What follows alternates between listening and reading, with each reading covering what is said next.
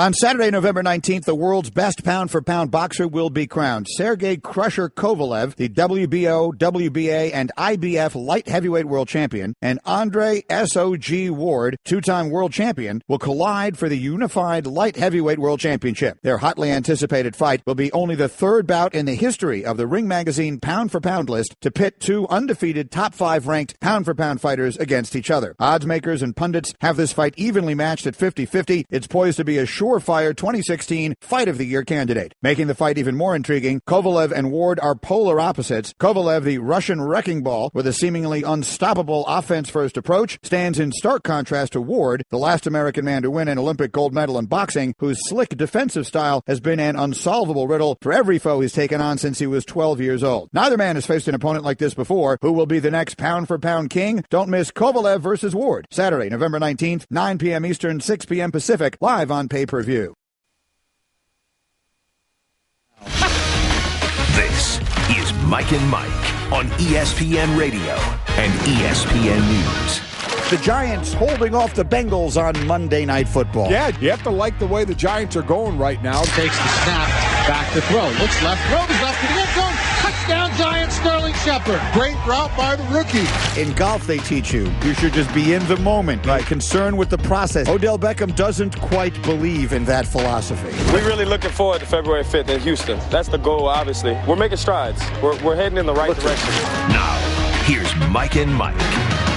You know, as we said, it's a heck of a lot better than the conversation the last time Odell Beckham was on Monday Night Football. Giants win, Bengals in some trouble. That and more on the menu. Mike and Mike presented by Progressive Insurance, our guests on the Shell Pennzoil Performance Line. Final day of our winning word contest. We're giving the word every hour. Next time will be in 20 minutes. 7:20 Eastern Time, 6:20 Central. 20 minutes from now, we'll give you the word and the ways to enter. You could be on your way with us to the National Championship game. Herm Edwards is still with us, and pleased to welcome, as we do every Tuesday, the one, the only Ryan Clark, who's in our studio. Good morning, RC. What's happening, Mikes? Hey, Coach. Hey, what's up, baby? You good? I just feel like we should pretty much just fly in together. You know what I mean? Fly out. You know, you work with Coach, man. It's not really work. It really ain't. We're having some fun. Yeah, I mean, time, man. We talked about plumbing.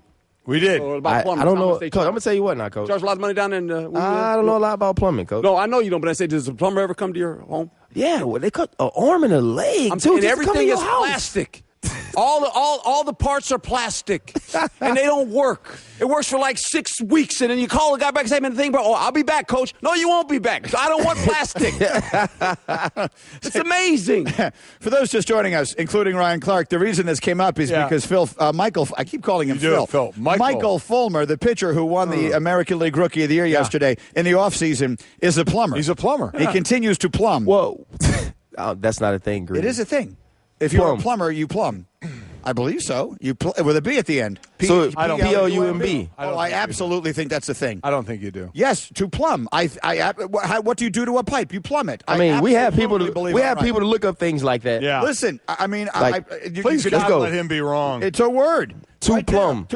To measure the depth of body of water to determine the vertical. That's why it's called a plumb bob when you're golfing. No, but that's not pertaining to plumbers. And then you got the definition. The plumber. You got the definition. It wasn't right, and you made it right. To measure the depth of a you body made it correct, Greeny. Into a body of water. We didn't say plumb wasn't a word. It's just not used the way you're using it. Exactly. You were wrong. It's not an ocean or a lake. It's a toilet. It doesn't plumb. We have just added an ER to that word coincidentally. Yes. And called it a plumber. Yes. Absolutely. No doubt about it. You're out of no doubt about it. Wrong again. No, it does not say to the act of unclogging toilets. It doesn't say that. But a plumber does a lot of other things besides you only know him as the one who comes and fixes your toilet, but they do a lot of other things. Actually. You unclog it? After we have really gotten off track. I got a big interception against Donovan McNabb, actually, to win the game in Washington. But one of my kids had a rough night. You know, I don't know if their stomach was hurting or they tried to stick something down the toilet, and that's what I came home to do, is unclog toilets. After a big interception, you came home to plumb. That's not a real thing. Okay. Golic. Mike, let me drive us off this picture here. We are. Let's get to the Straight Talk, brought to you by Straight Talk Wireless. Best phones, best networks, half the cost. Let me start with this. You played against him, Odell Beckham. I can give you a whole bunch of numbers on Odell Beckham right now. He as far as the pace that he is setting for himself, 10 catches, 97 yards last night and a touchdown. He reaches 3,500 yards faster than any player in history. He has more touchdown receptions since entering the league than anyone else in that stretch. Is Odell Beckham Jr. right now the best receiver in the NFL? I mean, I think it's hard to quantify. Sometimes it's hard to say that this guy is the best, but he's in the conversation. Yeah, he is. And being in the conversation a lot of times is enough. And what I do think, and what I've said many times about Odell, I think he has the largest toolbox of any wide receiver. If you look at the things he can do, like once you take size out of it, if you look at the routes he runs, the way he catches the ball, yards after the catch, yards after contact, I think he has the largest toolbox and is the most explosive receiver in the league. And we're seeing that in a game like last night where he didn't get over the top, but he made 10 catches, and a lot of those catches were over the middle, slants, slash routes, which you come straight in and run into linebackers and defensive ends. He makes tough catches and tough plays, and he's not necessarily, even though we see him as the diva with some of his actions, he doesn't play football that way. You know, the best eye of the beholder. If one way to do it is to say you have a chance to take one receiver, I'm going to take Julio Jones. I mean, that's who I'm taking. But that doesn't. But as soon as you say something like that, it's like, oh, Odell Beckham's not good. No, he's great. Right. As Ryan said, there can be a few in the conversation, and Odell Beckham is in that conversation. I personally would take Julio Jones, but Odell Beckham is right there with the best in the league. He's unique in this sense. He's not the biggest guy stature-wise, but he's powerful, especially his lower body. Mm-hmm. You can tell the way he can just explode off the field. And he catches a lot of slants, believe it or not. And that says a lot about his ability to break tackles and to maneuver in tight spaces. You know, he reminds you a lot of Antonio Brown in that sense, where they're quick-footed. Antonio Brown might be a little quicker, but Odell, to me, is more explosive. I mean, it's just kind of, wow, he just jumps off on you, you know, and you see him with that slant. I mean, in the West Coast offense, I mean, that's the staple of that offense. And you saw Jerry Rice, I mean, catch a lot of slants in his career and just run off with it, right? He can do the same thing, and that's what's so dangerous about the guy. Anything short, like as well as Antonio Brown, a 5-yard pass all of a sudden becomes an issue if you have a guy on an island, because if you miss him, it's not a 10-yard gain. It's a 30-yard gain. The next guy to tackle him is the safety, because he's going to run away from people, and that's what makes him so dangerous. My next question would be about the team that lost last night, the Bengals. Now, the good news, if you're a Cincinnati fan, is the division has not run away from you. The division lead has 4 losses. That's the Ravens.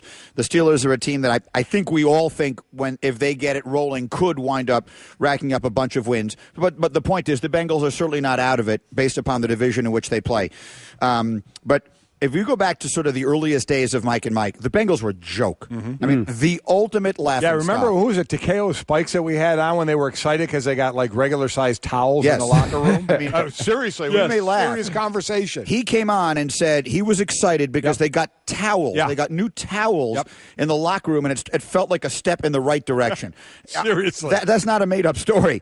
And so I'm telling you that because I want to make the point that Marvin Lewis has done a sensational job in Cincinnati. He has changed the culture. He has taken that from what was the doormat of the National Football League for a long time and made them into a perennial playoff team, a good, solid team. It does feel, however, with the way last season ended and the way this thing is going, as though we could be seeing sort of the end of this era of Bengals football. Does it not have I think that we feel? are. I think they're trending down right now. We look at the talent that they have. We've seen Dalton have very good regular seasons. You have A.J. Green. We talk about the conversation of top receivers.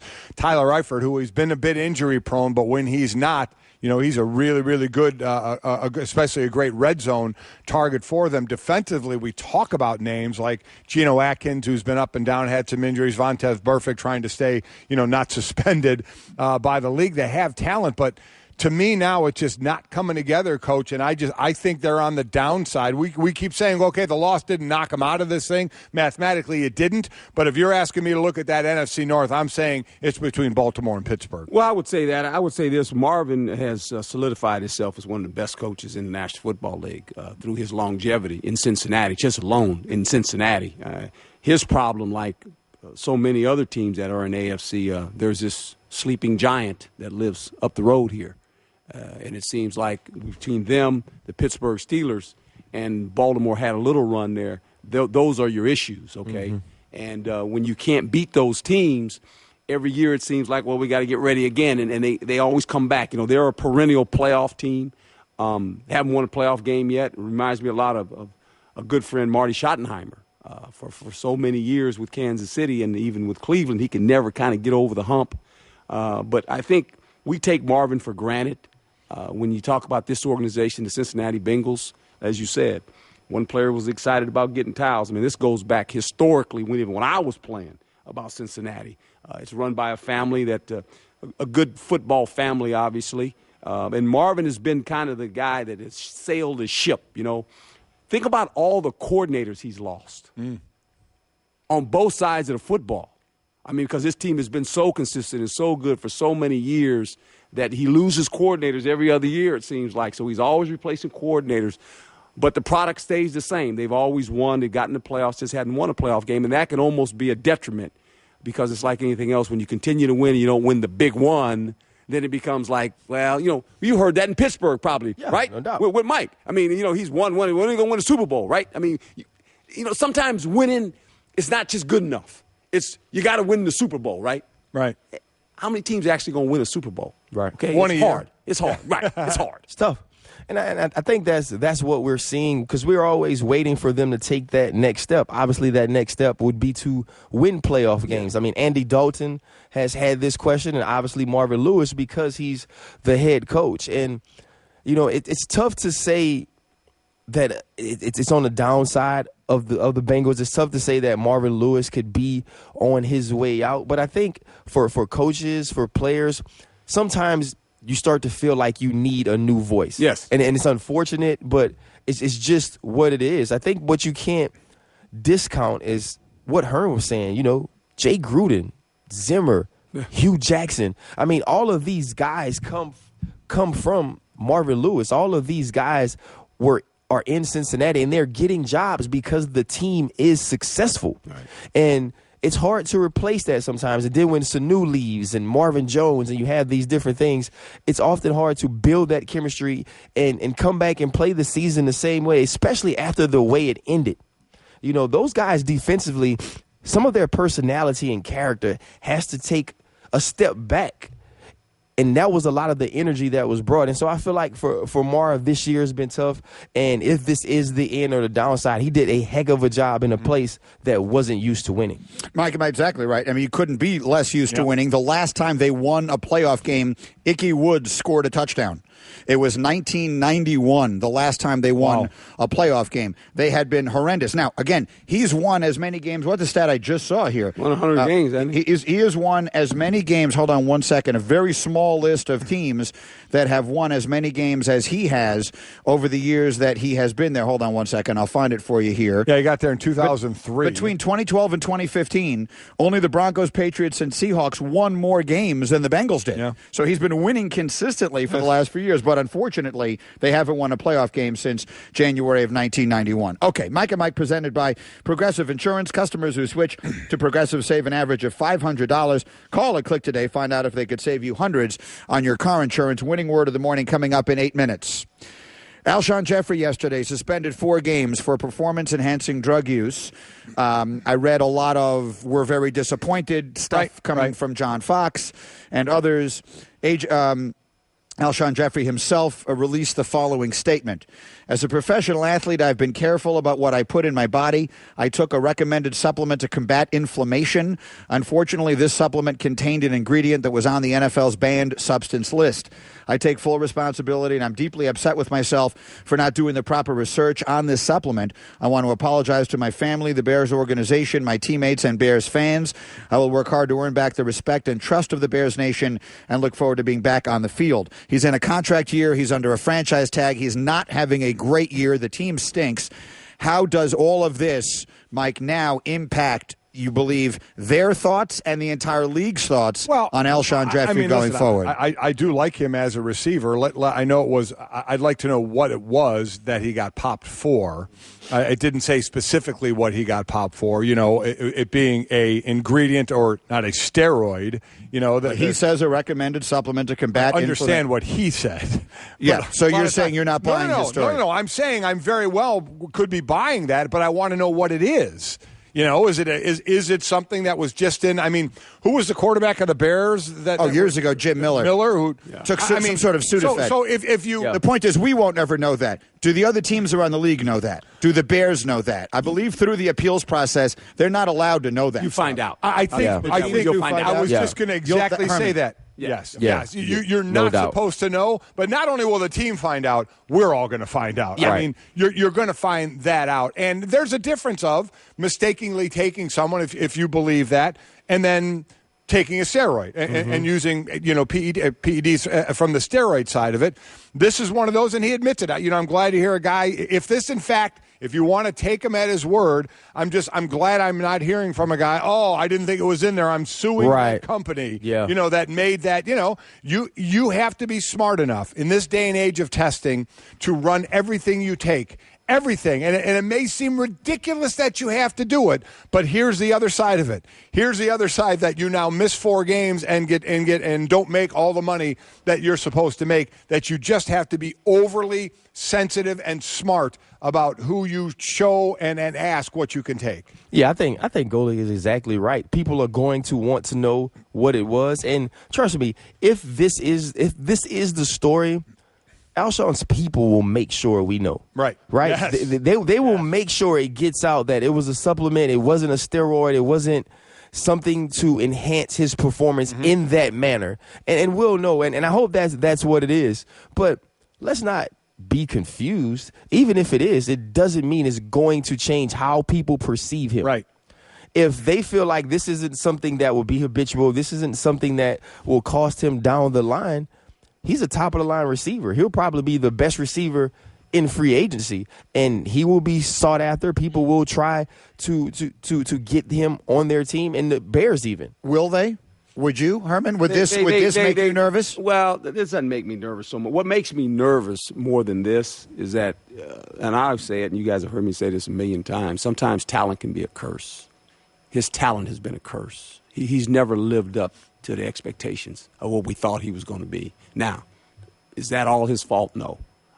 Different coordinators, obviously, different offenses the guys played in. But when he came in the league, you felt like, this guy's got potential now. Big, long, big catch radius, runs pretty good. Yeah, you don't see that a whole lot out of this guy. He's been injured, missed a lot of games. Right. It's kind of the quarterback situation there is a total mess. I'm saying it's not all his fault, okay? And you'd like to see this guy in an offense that maybe there was some consistency to what they were going to do with him. The quarterback was consistent because he has all this talent, and it seems like it's been wasted in his career thus far, right? I mean, you know what I'm saying? No. We talk about the guy, and you guys go like, and then you go. So you'll either get a coach that says, I can tap that talent, and I see the potential there, or that could hold him back. Because at the end of the day, Greeny, PEDs, here's the deal in sports. PED in baseball, what happens to you? They want to wipe you off the face of the earth. Football. PED happens in football, what happens? Let's see, he's missing this game, that's not so bad. Right. No, I get that. So those are the fans. The But my point is he gets popped again, and now all of a sudden you're without him for an entire season. Right. That changes the now I'm building my whole offense around this explosive threat on the outside, and I'm worried that this is a guy who is using this stuff. Again, I don't know what it is he took or not. He's not going to be and available. He's not going to be available to me for half a year. That's the whole thing about life in sports. You got to be available. We could look at, and I don't have them in front of me, maybe Hem will get a list of guys in the NFL who have gotten popped for PEDs, guys who are pretty good players, two great players, and see if it affected anything on them going forward. I'm sure we could easily tell that, A, affected their play, or B, affected their next contract or anything like that. I'm going to lean to the side that it didn't have a whole lot of effect. No. When you look at some of these things that happen with guys, especially the one instance guys, the guys that could be like this when he's saying, okay, I took a supplement that had something that was on the banned list. A lot of times these guys come back unaffected. It's not necessarily the reason why they were good players. And so they'll do their research. The teams that look at Alshon Jeffrey as a possibility of being a receiver on their team, they'll make sure they know what he took, because what they do know is that he's a tall receiver. He's a receiver that can get down the field with the wide catch radius that can help a team win football games. All right, Mike and Mike, Herm Edwards, you are the best. What a delight. Thanks, always Herm. a pleasure to have you. Thank you, Coach. Just tell the plumber no plastic in my home, please. Hey, Greeny. By the way, a lot of people are saying to install pipes for sinks, toilets, etc. in parentheses a building or a room. You are correct. Yes. There are a lot of people saying others saying you're not. He's Northwestern grad. And then one person correctly says, so when a carpenter comes to your house, does he carpent? No, in that particular case, he does not. And a doctor does not doct. Yeah. But a golfer golfs, and all sorts of other people do things that, Players a plumber play. plums, a player plays. Yeah, and they bring plastic. Don't let the plumber bring plastic to your home. Herman's not getting past this easily. Herman's Coach. Trevor hates the Matich is plastic. on his way in here. We're going to go through all this college stuff. I'm going to tell you one team that has to be in and one team that unfortunately I think should not. Trevor will be in here with his opinions in a moment. He's on the Shell Pennzoil Performance Line. We are presented by Progressive Insurance, and this is the most important thing we're doing today. Every hour this morning, we're giving you the winning word. Your chance to win this fabulous trip with us to the national championship game. Now, Ryan, do you want to hear what a complete idiot Brooksy is? Right? I would love to. This is the last day of our contest. Last right? day. What's the word? We want to set off the entries. We want 1 billion entries. So today. we want the easiest word known to mankind. What's the easiest word to spell that you can even think of? Just Man. Man, There you cat, go. right? Cat. Dog, yes, no. No. but no. Brooksy won't do that. Inexplicably, the word of the day is finale. Yeah, finale. It's not. But I see where he's going, though, Greeny. Like, Don't see where No, he's no. going. But He could have it's gone the end. He could have gone with last. Yeah. He could have gone with end. He could have gone with easy to spell words. But maybe Brooksy wants to make sure people really want this, right? Because, you can't just throw finale out there. You can't just plumb. Right. You see what I'm saying? Yeah. Some of these things take work. Right. Finale takes You work. are the one person on this earth that is sticking up for Brooksy when we all want to He inexplicably chose a word that sounds like it should have an accent in it. Yeah. But it That does is true. not. It is simply finale, Finale.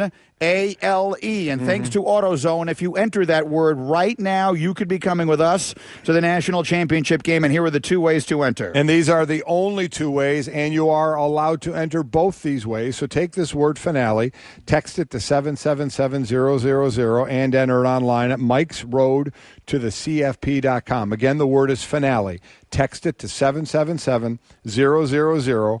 Or enter it online at enter it online at Mike's Road to the CFP.com. That's exactly right. All that and a whole lot more as we continue. Trevor in studio. Again, I got one team in and one team unfortunately out. We'll talk about that with him in a moment. Right now, a word from AutoZone. Mike, at AutoZone, they do everything they can to put you in your zone, whether it's getting you the right part or giving you the helpful advice you need. They'll always help you get there. And as we've been talking about, our friends at AutoZone have been fantastic in getting you on the road with us to the national championship game, again, to see Alabama against somebody. Now, today is your last chance to win Mike and Mike at the College Football Playoff Sweepstakes, so continue to listen for the word and the ways to enter. And we'd like to thank our friends at AutoZone. They're always going to help you get there with thousands of parts in stock and helpful people to guide you. They've got everything you need to tackle your auto maintenance and repair projects with confidence. So get in the zone. AutoZone. Visit Mike's Road to the CFP.com for all the official rules. That's Mike's Road to the CFP.com. Yeah, we absolutely hope you're coming with us to the national championship game. We're back after this, Mike and Mike.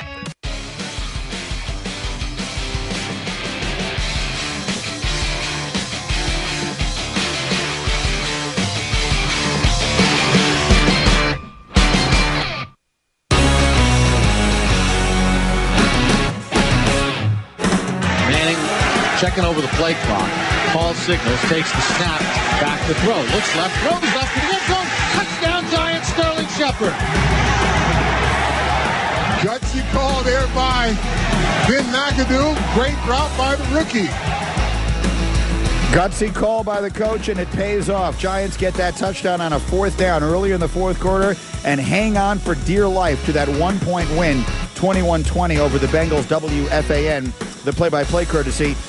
Rookies of the year in baseball last year, Dodger shortstop Corey Seager wins the National League Award. Tiger pitcher and plumber Michael Fulmer wins the award in the American League. And the new college football playoff rankings will be unveiled tonight exclusively at 9 Eastern on ESPN. We'll be arguing about them right now on Mike and Mike after we say that SportsCenter is brought to you by Tommy John. Tommy John's best pair you'll ever wear, or its free guarantee, may sound like a bold statement, but once you experience their incredible underwear for yourself, you'll understand why they say it. Use the code Mike for 20% off your first order at TommyJohn.com. Do that now. TommyJohn.com. Busy morning all the way around with us on Mike and Mike. Ryan Clark is here, his regular Tuesday visit, and so is our buddy Trevor Matich, who has made his way to our studio for a few to help us figure out what is going to happen with tonight's college football playoff rankings. Good morning, Trevor. Good morning, Mike.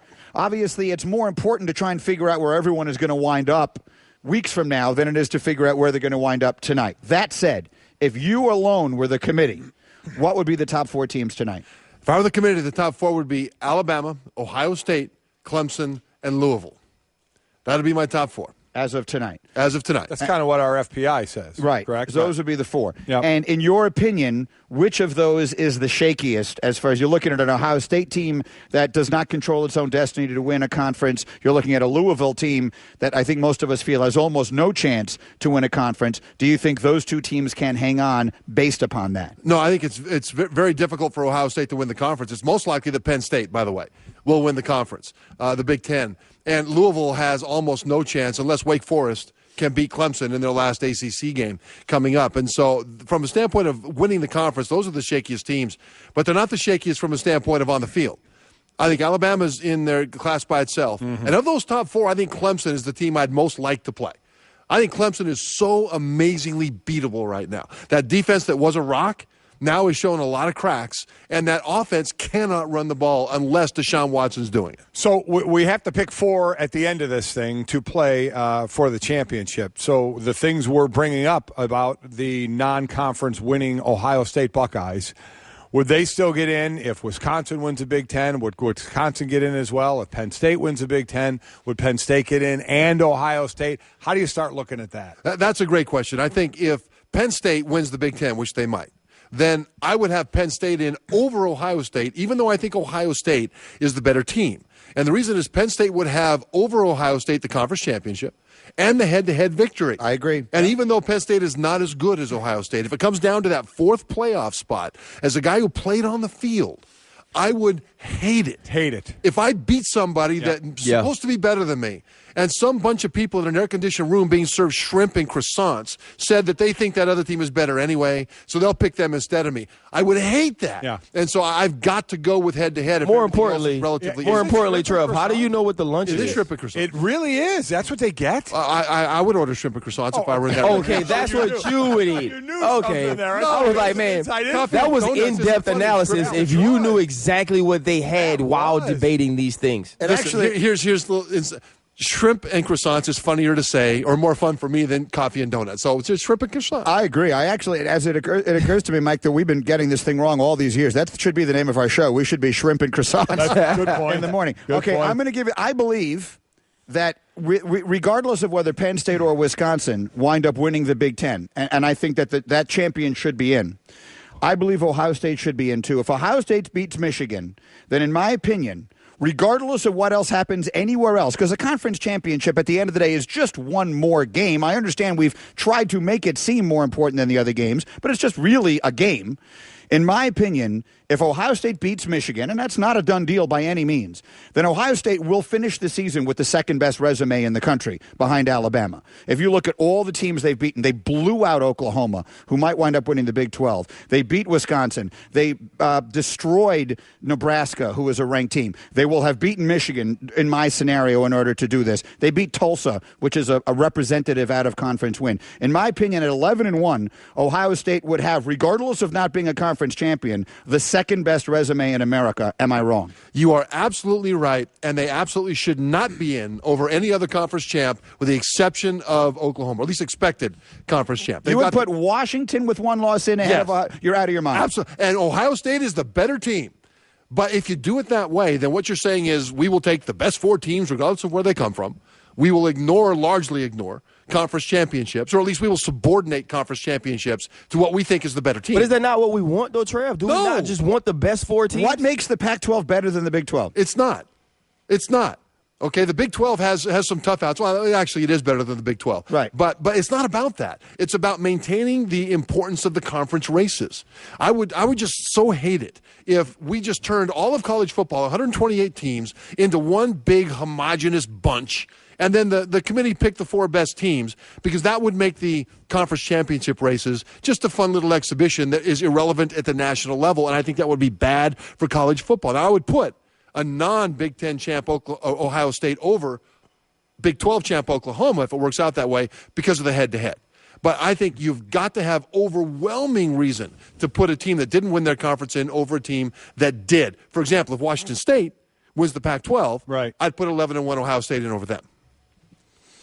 I agree with that. I agree with that. To an FCS I agree with everything you said, everything that you said, and I think that's why we're going to get to 6 and 8 teams in this playoff, and we're going to have automatics with conference champions and then at-large bids after that. Here's the problem with the automatic for the conference champion. What if you get a fluky conference champion? To your point, what if someone that clearly doesn't deserve it winds up winning a conference championship? But what if you get a team playing so well at the end of the year that they could match up with anybody, maybe a la USC, right? That runs it back through and wins a conference championship and deserves a shot. How many times has a 9-7 wild card in the NFL exactly gone to the right. Super Bowl? You know, there's a lot to be said for talking about but to me though, like, that's the thing that makes college football. You know, if you lose 2 games and you win your conference championship, it's not as impressive to me as if you've only lost 1 the whole year and you're Ohio State and you've beat these teams and it was a field goal that you got blocked that's the reason you lost, because that's what makes college football, and that's the difference between the pros. You can be a 9-7 New York Giants team and catch fire and win it. But that's the difference in between the two sports.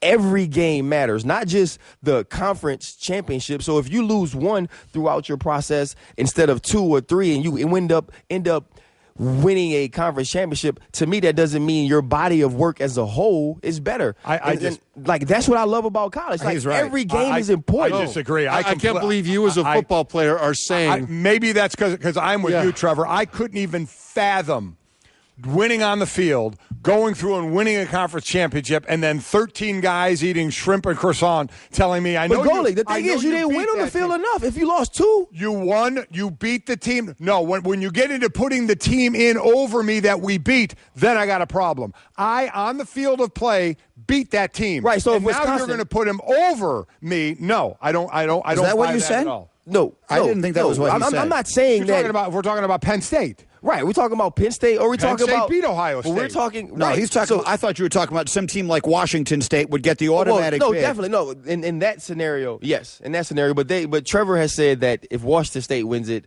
they can't. They're not getting. But they would get in the scenario you're laying out. If the conference champions automatically got in, they would get in. But that's not the way it is right now. No, I know it's not. But I'm saying that in an 18 playoff, I would put. Right, but I'm saying even. Hold on, I have to call a timeout. I apologize, but everyone is yelling at me. Trevor has to be somewhere else. So as much as I'd love to discuss this, you'll never be allowed to come back on our show again if I don't get you where you're you just going to be eat shrimp and croissants, Trev. Someone come get Trevor Matich and get him where he needs to be. If you can come back, please do. I would love to. I feel like we've just started this argument. And by the way, lots of butter on the croissants, but heaviest on the shrimp.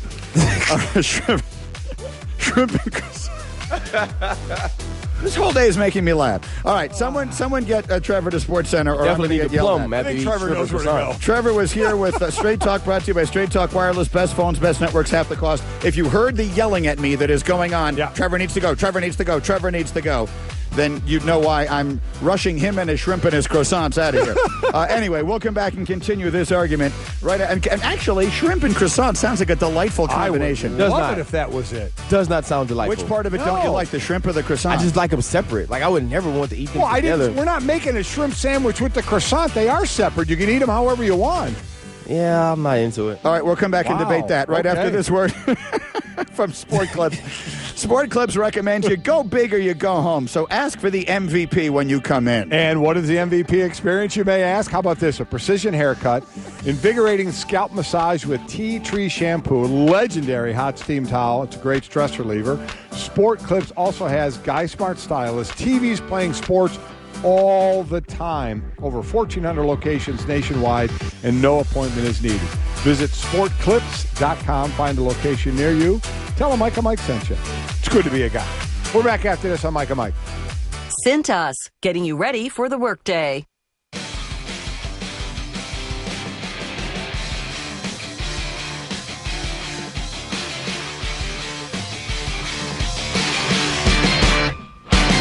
We're Mike and Mike, and our Sports Center is brought to you by AutoZone. We're giving you a chance to be on the road with us to the national championship game.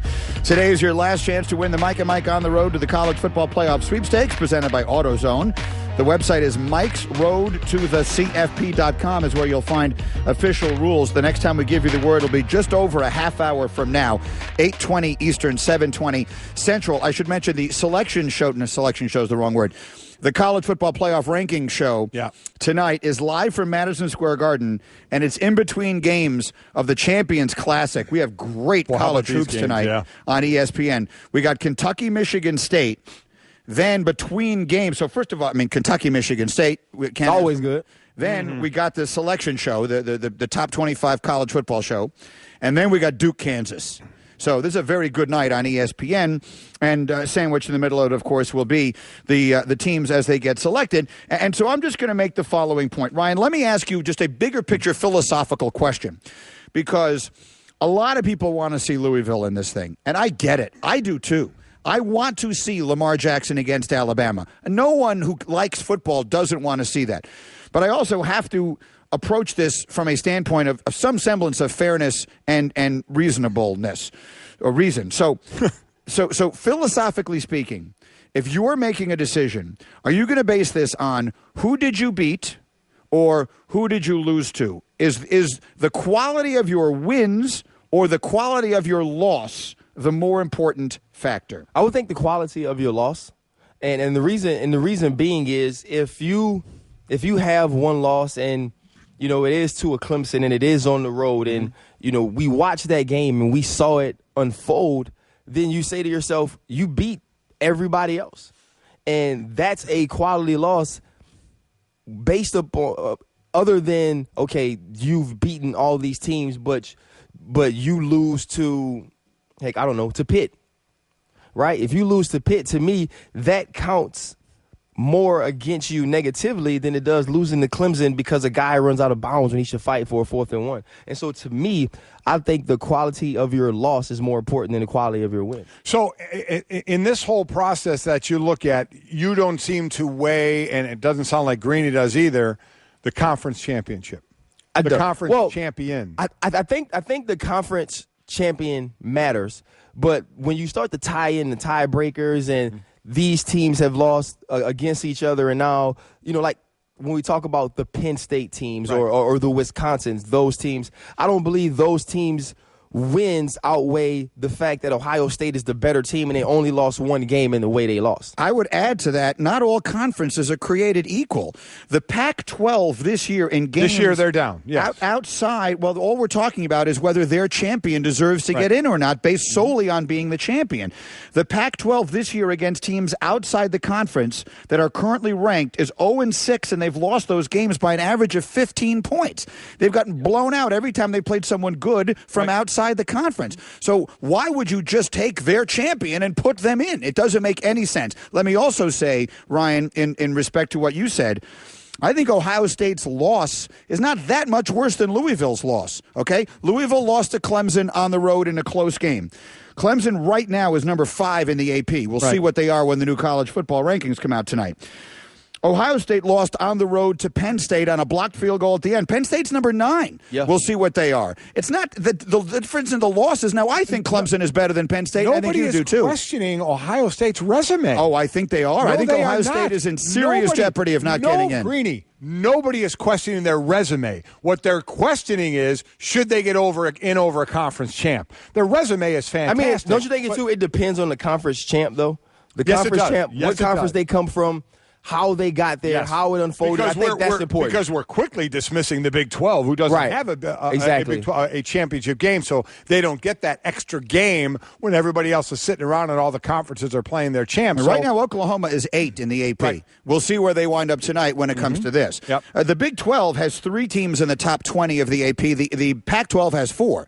The Big 12, who we've dismissed out of hand. We have. And Baylor fell out of that, and their quarterback got hurt, and they've lost some games. Yes. So on balance, I don't even think you could make a really strong argument the Pac-12 is much better than the Big 12. But they're better. We dismissed them easily. But I think they're better than the Big 12. So when you're picking, it can be by a very slight thing. And if you're a little bit better, that may be all that matters to get you that nod. So we'll see. It hurts the Big 12 that they don't have that championship game. Because we're talking about the possibility of a 2-loss Wisconsin or a 2-loss Penn State playing a conference championship and being in, when Oklahoma is a 2-loss potential conference champ who doesn't have a conference championship game, saying they're going to have a real tough time. Is it all about the game, though, Golic? Do you think it's all about the extra game that you have to play? But what if they win the conference? If they are the conference champion? I think what will be held against them is the fact that they didn't have to play another game to do it. There's one thing to be good enough to be in it, but then not to play in that game and win it on the field. Okay, so is it necessarily that game, or the fact that game usually gives you another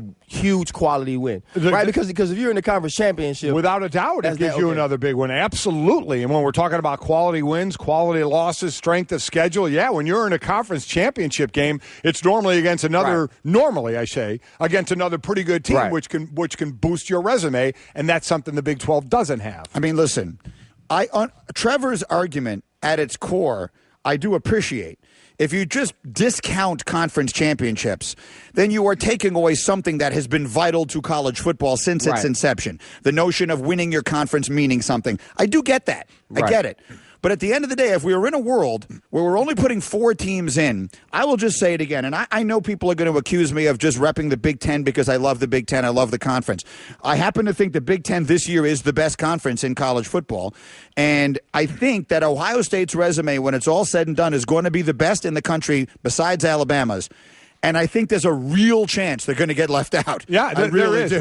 But I agree with you. I think the Big Ten this year is the most depth on top. And that's all we're talking about. And that's this year. All we're talking about is this year. Yes. But we're not if we're going to put it, I feel like there's more people right now standing up for Louisville than there are for Ohio State. Oh, to me, it wouldn't even be a question. I think, I would put Ohio State in before Louisville. Well, here's the thing. Here's Louisville's thing. We just want to see Lamar Jackson play Alabama because we feel like that's the way to beat them. Right. And we want to see a team match up well against them. It's about that more than necessarily them being one of the best 4 teams in the country. All right, so we'll see what the committee winds up doing tonight. By the way, a team like your school, LSU, currently 16 in the AP. When Trevor came in here, he said there were 4 teams in the country right now no one would want to play, and LSU was one of them. Without a doubt. But I mean, they're not a team USC. They haven't earned it. These are teams that aren't going to get that shot under the current system. Okay, we will fill in the blank as we continue next. Tom Coughlin in our next hour as well. And Ryan Clark stays here. We're busy on a Tuesday morning. Mike and Mike. I'm Eric Carabell. In the latest fantasy-focused baseball podcast, Tristan Cockroft and I discuss what was learned from the baseball playoffs for fantasy purposes. Prospects on display at Arizona Fall League who look great, plus many, many hash browns to answer. Hey, basketball fans, I'm Cassidy Hubbard. On the latest NBA Lockdown podcast, me and Amin El-Hassan, along with producer Josh, discuss, is James Harden the real MVP this season? Are you a believer in him? Download the podcast. Louisville heads to Houston to face a dangerous Cougar team on Thursday night. 47 yards right up the middle. Coverage begins at 7 Eastern on ESPN and on ESPN Radio. Presented by Dr. Pepper.